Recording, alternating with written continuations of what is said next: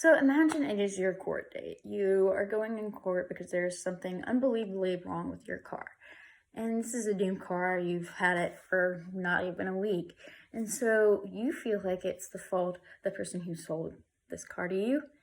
But they're saying, no, nothing was wrong with it when I sold it to you. It's something on your end. So you're going to court to go to a higher expertise who understands law, who will look at it from both standpoints without being biased or without just ruling out any small little detail that's missed.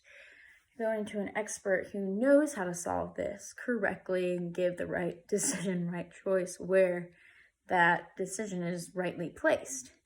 So you go into court.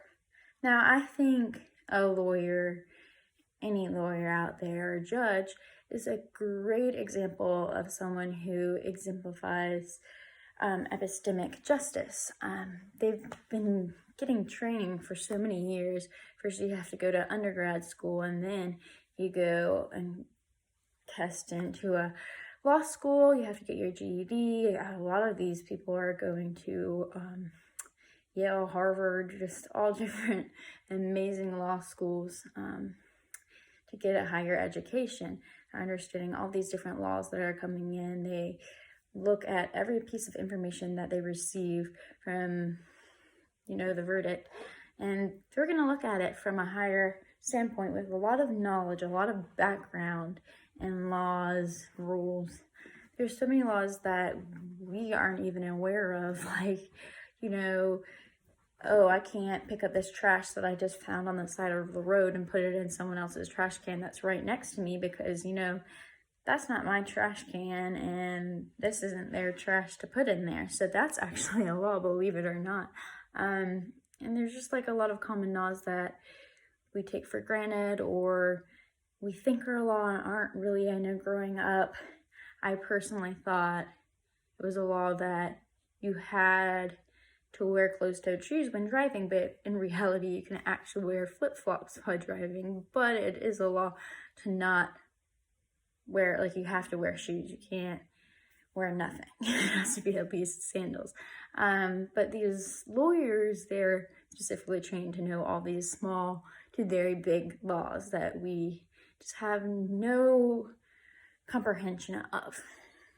So anyways, you're in court. And your lawyer or judge, whoever it is, they're going to look at every little part and detail of where was this car made, when did this person give it to you, how long have you had it, what are the issues. They're going to look at, different receipts, just any piece of evidence possible that they can find. Look at all the little different laws, all the different details to determine the verdict, what actually is wrong, what side is wrong. And I think just them being able to piece that together, but do it from a higher standpoint.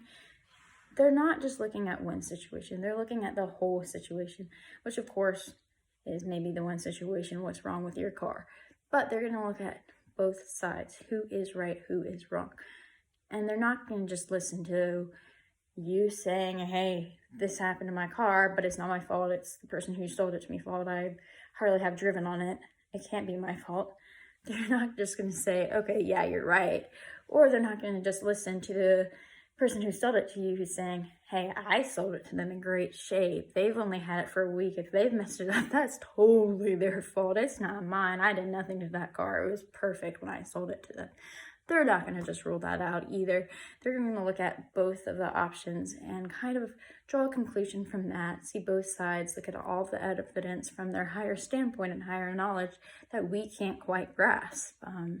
I think they're just a really good settle ground to look at both sides and both options and really weigh them out to get the right answer.